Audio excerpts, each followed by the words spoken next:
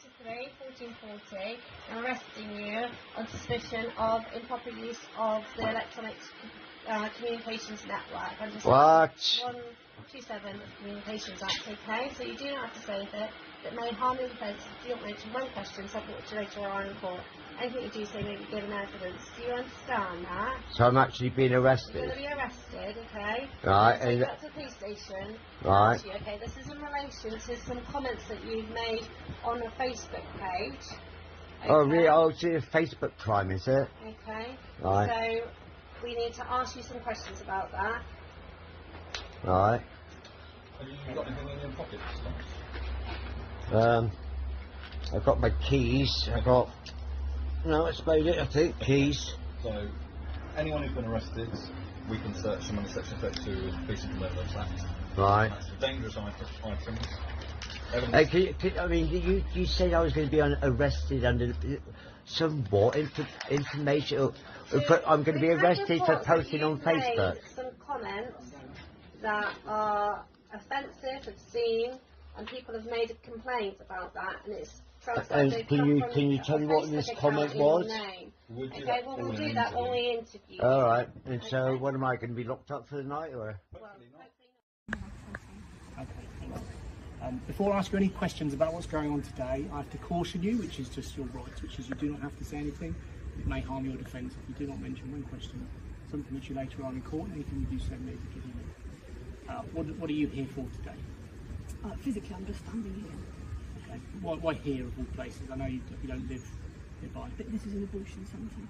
Okay, that's why you're still. Is you standing here part of the protest? No, I'm not protesting. Are you praying?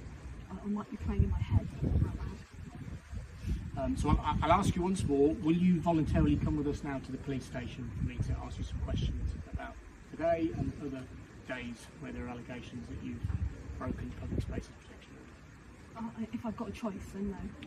Okay, well then you're under arrest on suspicion of failing to comply with the Public Spaces Protection Order, which is under the Antisocial Behaviour Crime and Policing Act 2014. Now, of course, you again, you do not have to say anything. It may harm your defence if you do not mention one question, something which you later on in court, anything you do say may be given evidence. Do you understand the caution? I do, yes. Your arrest is necessary in order for the prompt and effective investigation into the offence. What that means is so that I can ask you some questions. And also to protect vulnerable people, mainly service users of the clinic. Okay? So you'll accompany us now to the police station. You get booked in front of the custody sergeant, and then if you want a solicitor, you can have a solicitor on the limb. Okay?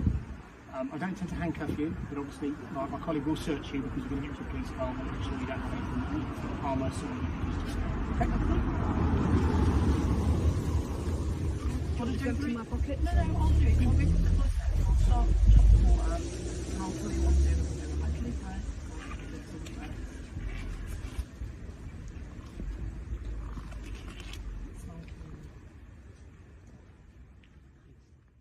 Are you detained at the time? Everyone is detained at this time. At the moment the time is 18:47. Okay, I'm approaching on the arrest. Calling to infrastructure to the UK. Okay. I can't have the food. You don't have to say anything, but it may harm your defence if you do not mention one question, something which you may harm. If you say, maybe give evidence. Okay. Yeah. So, the grounds are that by taking part in the organisation of this event this evening, I suspect that you are taking part to cause serious disruption to UK airports. the politicians have failed us. They've failed us with the 1.5% explosive degrees explosive mistake. Good luck, everybody. Hi, so my name's Daniel. I'm being arrested. I'm not really sure why. I'm at my parents' house right now. I was just here in London visiting my parents. I think I've been told I'm under arrest for conspiracy to commit a public nuisance. Well, this is what happens when you resist the British state.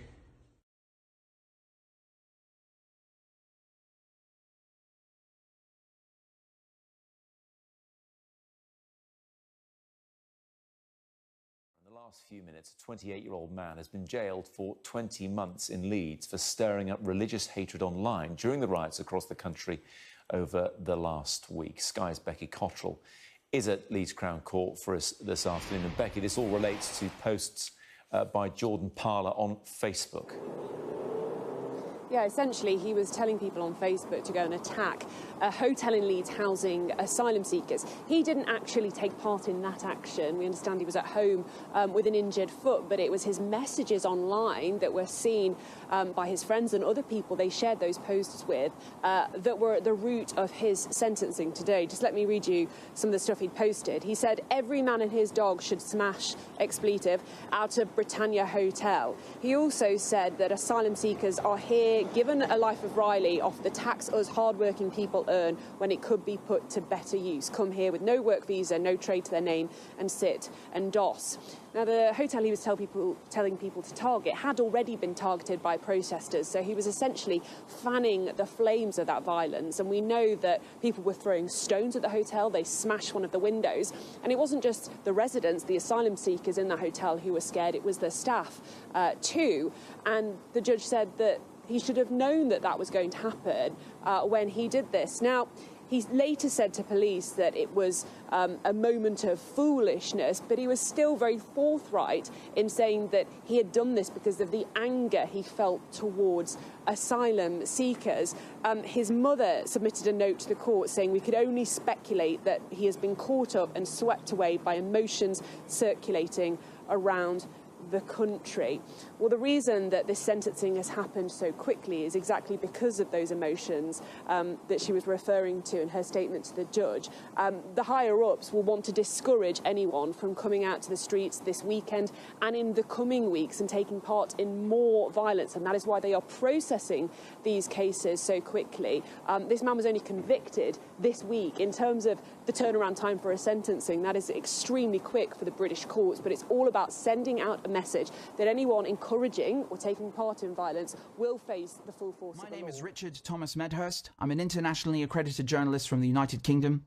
On Thursday, as I landed in London Heathrow Airport, I was immediately escorted off the plane by 6 police officers. They arrested me under Section 12 of the Terrorism Act of 2000 and accused me of allegedly, quote, expressing an opinion or belief that is supportive of a prescribed organisation, unquote, but wouldn't explain what this meant.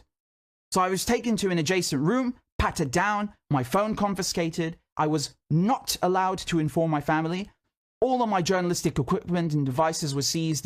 I was placed in solitary confinement in a cold cell that smelt like urine. I spent almost 24 hours in detention. I believe this was done on purpose to try and rattle me psychologically. That failed. Those like myself who are speaking up and reporting on the situation in Palestine are being targeted. This is precisely the danger and the absurdity of the Terrorism Act that I have always sought to impress upon the public.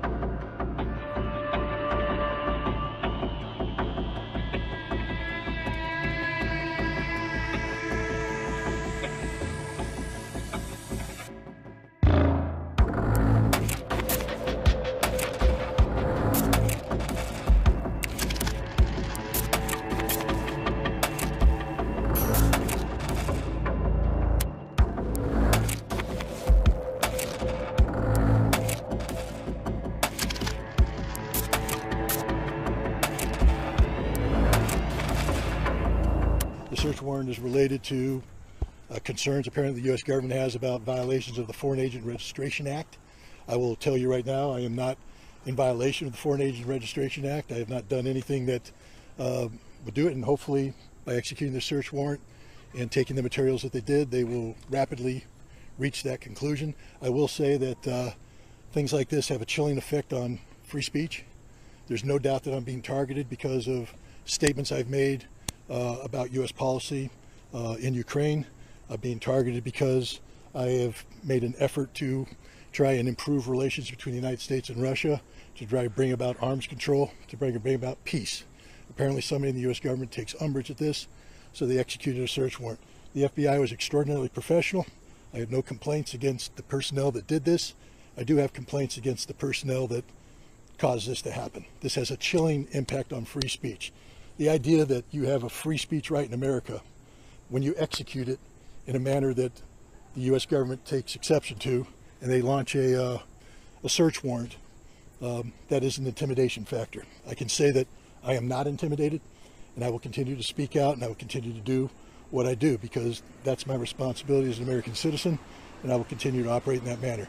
So I think I gave you all the answers you need at this point in time. I would request that you respect that and let me and my wife get on with our business. I have decided we really need camps for adults. And we need the kind of camps that you all run. I mean, but I also think some of them are believing the garbage that they are being fed 24/7 on the internet by their constituents, and they bought into this big lie. And the question is, how are we going to really almost deprogram these people who have signed up for the cult of Trump? And the bottom line is all of America needs deprogramming, because we've all been negatively influenced by Donald Trump. There are millions of Americans, almost all white, almost all Republicans, who somehow need to be deprogrammed. It's as if they're members of a cult. We had programs, federal programs, that went towards funding organizations like these that de-radicalized people, and President Trump pulled the plug. One thing that we know is that we have to get that funding right back up, and we probably need to double, triple, quadruple, or increase funding for these de-radicalization programs. and sadly, so many of those extremists, those MAGA extremists, take their marching orders from Donald Trump, who has no credibility left by any measure. He's only in it for himself. He's now defending himself in civil actions and criminal actions. And when do they break with him? You know, because at some point, you know, maybe there needs to be a formal deprogramming of the cult members. They also believed that their immediate responsibility would be to protect against what they called the counter-revolution.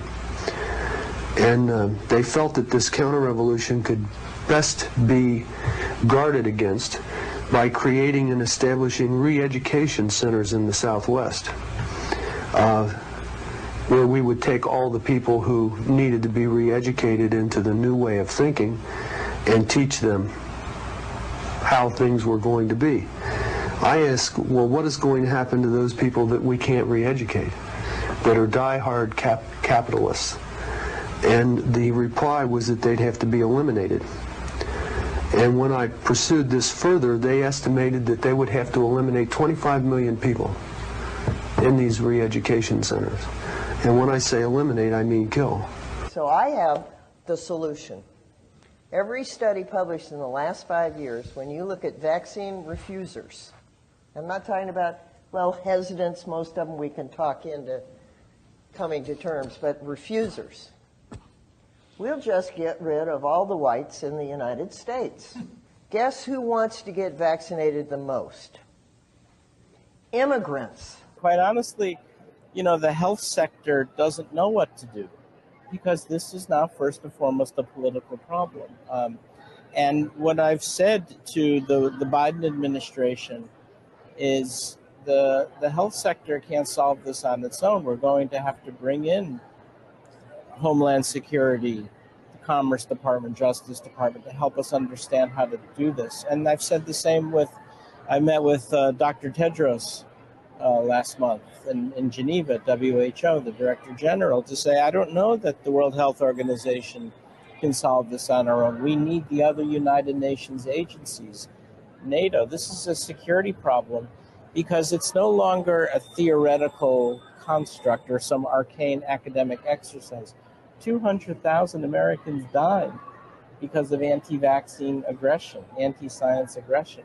And so this is now a lethal force that, and now I feel as a pediatric vaccine scientist, it's just as though it's important, just as it's important for me to make new vaccines to save lives.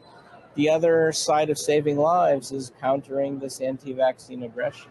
So it's going to be up to us on January 6, 2025 to tell the rampaging Trump mobs that he's disqualified. And then we need bodyguards for everybody in civil war conditions.